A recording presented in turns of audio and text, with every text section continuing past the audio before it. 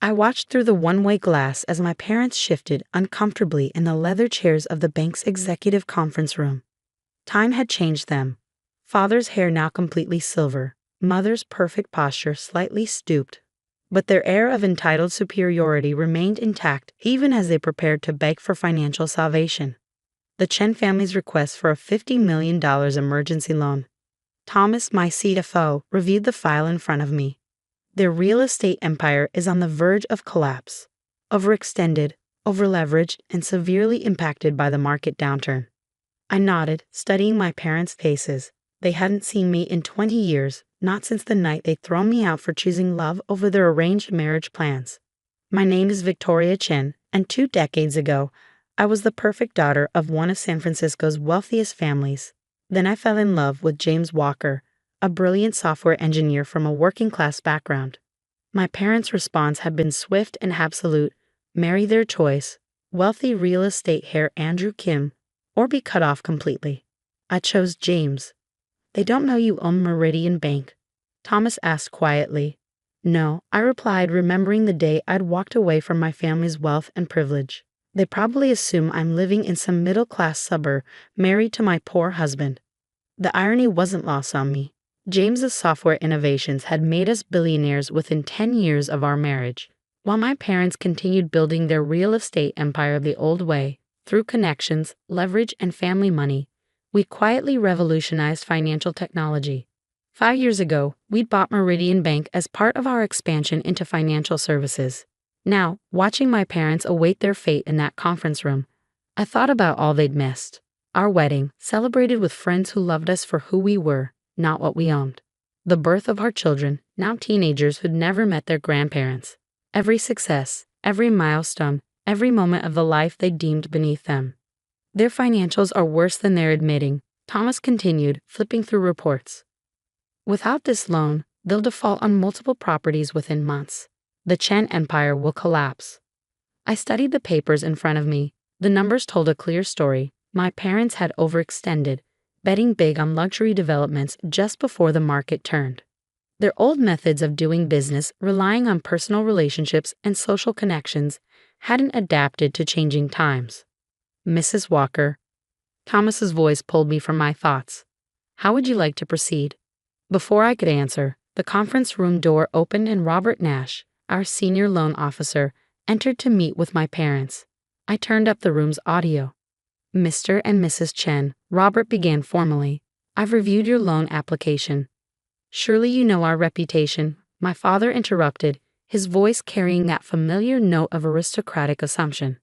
The Chen family has been a pillar of San Francisco society for generations.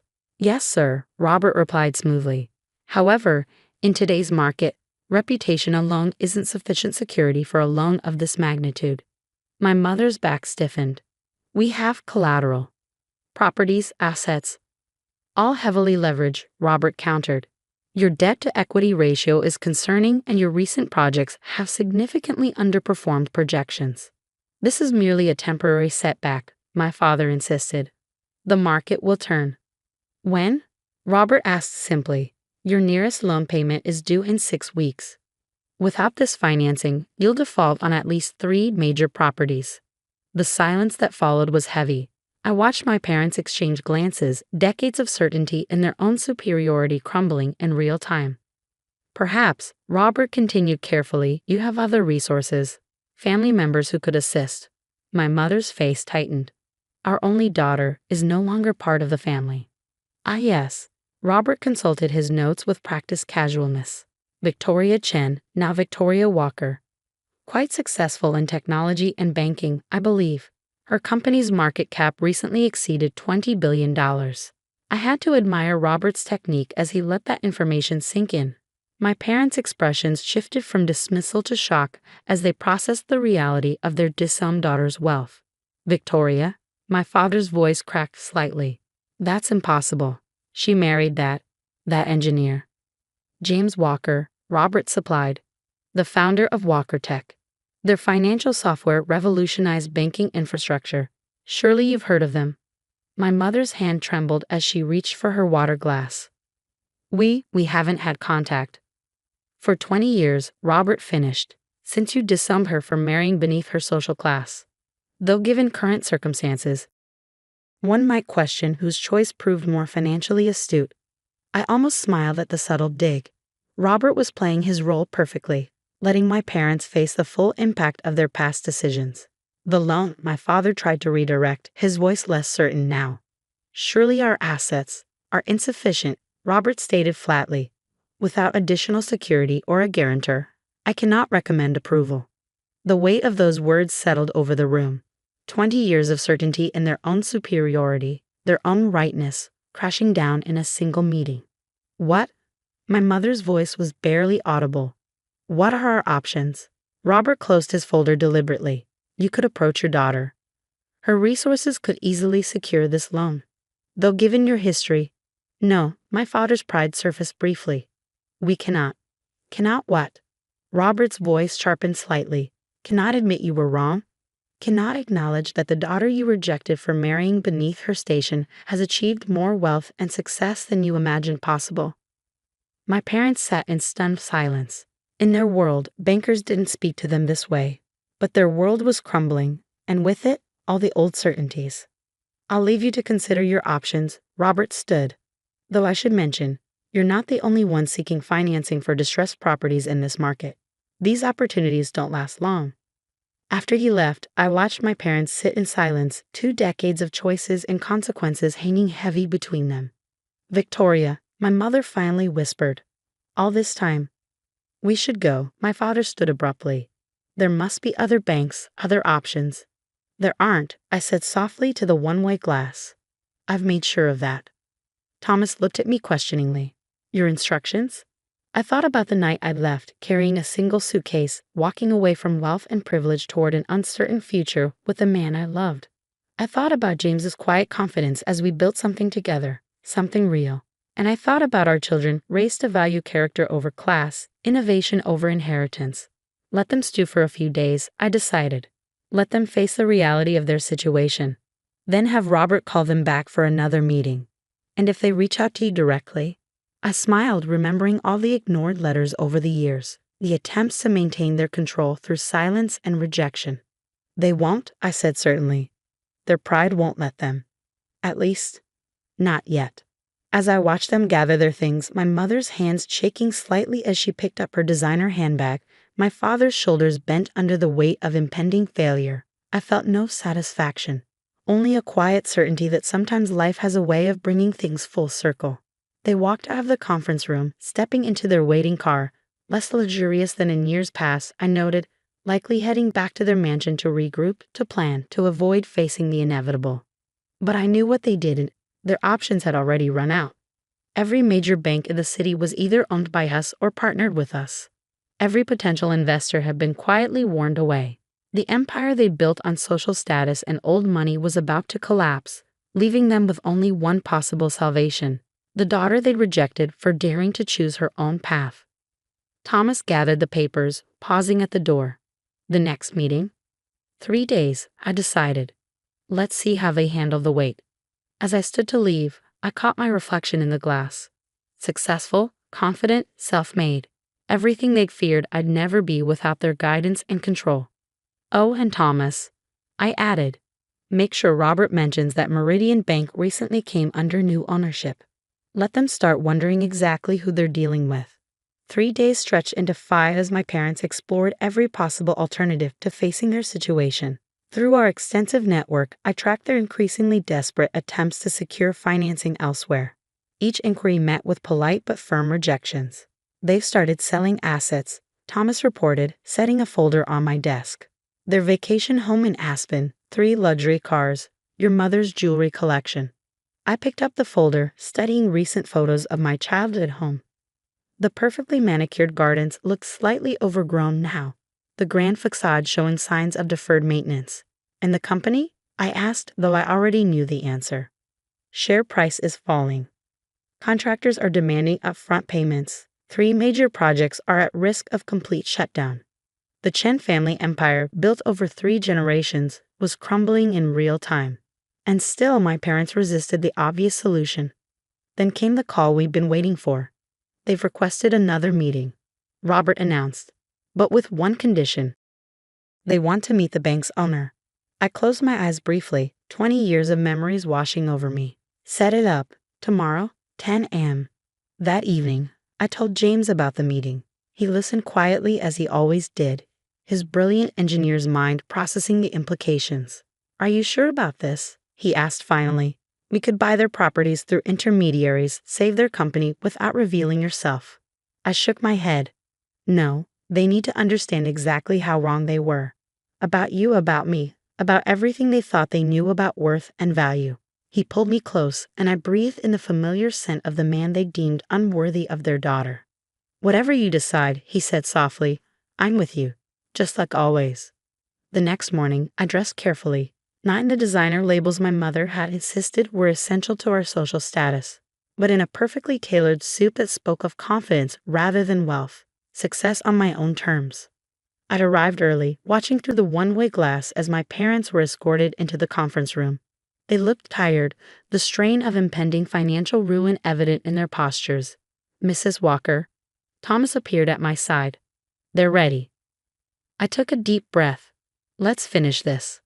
The moment I walked into the conference room, time seemed to stop. My mother's hand flew to her throat, her face draining of color. My father half rose from his chair, sinking back as recognition hit him fully. Victoria, my mother whispered. Hello, mother. Father. I took my seat at the head of the table, noting how their eyes tracked my every movement. I believe you wanted to meet the owner of Meridian Bank. The silence that followed was deafening. 20 years of rejection, of pretending I didn't exist, shattered by the reality of their current situation. You, my father's voice cracked. You own the bank. Among other things, I kept my tone professional. Walker Tech, my husband's company, you remember James, the unsuitable engineer, has grown significantly since you last saw us. All this time, my mother's perfectly maintained facade cracked slightly. You've been successful? Yes, I opened their loan application. Unlike Chin Developments, which appears to be on the verge of collapse. My father's pride made one last attempt. We don't need. Yes, you do, I cut him off. You need $50 million immediately to avoid default. Another $100 million within 6 months to stabilize your projects.